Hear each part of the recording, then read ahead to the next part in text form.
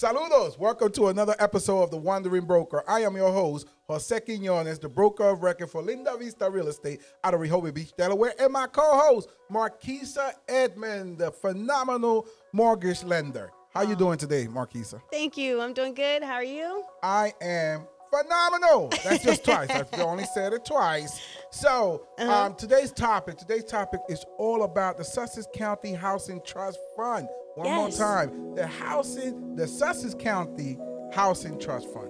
Marquisa, talk to us about that. Okay, so this is a really cool program that was rolled out by Sussex County, and it is to make homeownership more affordable in Sussex County. So what does this mean?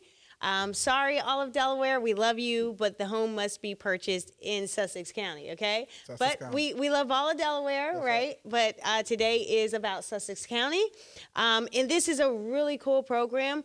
If you are a home buyer purchasing your primary residence, you do not have to be a first-time home buyer, okay, which is awesome.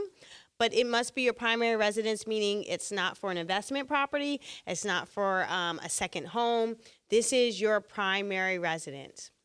So what does that mean? Like, okay, is it a loan? Are you going to put a loan? Is it another loan that I got to take out?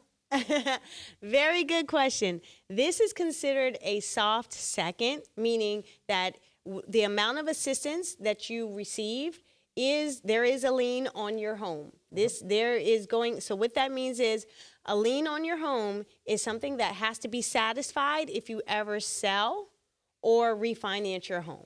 So if you move and you sell your home, the amount of assistance that you take or that you're awarded does have to be repaid back, which typically isn't an issue because you have gained some equity in your home and the equity is there to repay the amount of assistance that you received. Awesome. So I just want to unpack that, right? Because lien is a scary word. Okay. And I understood what you said, but I really want you to help me break that down. So when you're saying a second soft lien, what does that mean? Okay. So let's approach it from the stance of the type of assistance that is being offered here.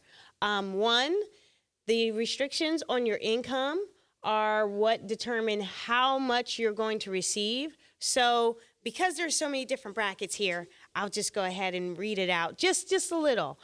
So if you are a one-person household, you have the potential of receiving between $10,000 to $30,000 worth of assistance based on your income limit. So a one-person household, if your income does not exceed $38,220, you have the potential of receiving $30,000 in down payment and closing assistance, which is a lot.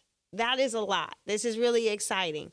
If you are a one-person household and your income does not exceed $58,799, right, then you have the potential of receiving $20,000. So it went down a little bit. The higher your income, the less you receive, right? Mm-hmm. And then the last bracket, if your income does not exceed $70,560, then you have the potential to receive $10,000. So $10,000 is the lower bracket, $30,000 is the higher. That amount does not accrue any interest. You do not make payments on it, all right? But what it does is it does sit there, and that amount is required to be repaid if you ever sell or refinance your home within 10 years. Understood. After 10 years of residing in your home, that can be considered for forgiveness. See, so that's exciting for me. So if I'm buying my house and I know there's a likelihood that I am not going to be, this is my forever home. Yes. After 10 years, this disappears. Yes, it can be forgiven. Understood. So I just want to be clear about that, right? Because we've seen different programs, and then I've seen many clients that we've helped sell their homes that they were surprised at the closing table that, what do you mean? Yes, we've seen that. Yes. And Okay. and that typically is if, say, for instance, you sell your home within the next 3 years, right? And we don't know where the market's going to be in 3 years. But if there's not enough equity to pay that off, then yes, that is still the agreement of the assistance is that has to be paid back. And now I'll say this, and we will say at least 3 more times. I know that this is a lot of information, and if anything that we have said still is not clear, give us a call. Yeah. It don't cost nothing to have a conversation. Give us a call. Yeah. Just so we can go further into details about what this is all about. I have another question. Do I need to be a first-time home buyer? You do not need to be a first-time home buyer, but some of the other requirements besides your income not exceeding a certain threshold is that you cannot have more than $15,000 available of liquid assets readily available. What does that mean? If you have $15,000 sitting in your savings or checkings account, this program has pretty much considered you as having the means to purchase your home on your own. And that's fair, right? You have $15,000 sitting in the bank. Then this program is truly for those where, one, the income is within a certain limit, and two, you haven't been able to accumulate the savings that you need for your primary residence. The other requirements are that you must take a home buyer education course of at least 8 hours.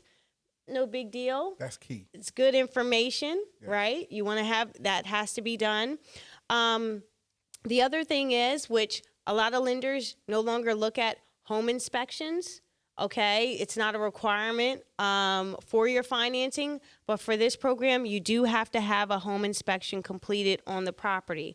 That's something you want to take into consideration in your offer, because if you were going into an offer where you were going to say, hey, no home inspection, you do have to have a home inspection for this program. Understood. So if I'm an investor, can I take advantage of this program? No, you cannot, because it must be for the purchase of your primary residence, meaning if you're an investor, you don't intend to live in that property. You must live in this property. You can if you're an investor and this is going to be your primary residence, but good luck with that, because I read those credit reports all the time, and all my investors have other mortgages, other HELOCs, or something else indicating to me that this is not their only property. This is not their primary residence that they'll be living in.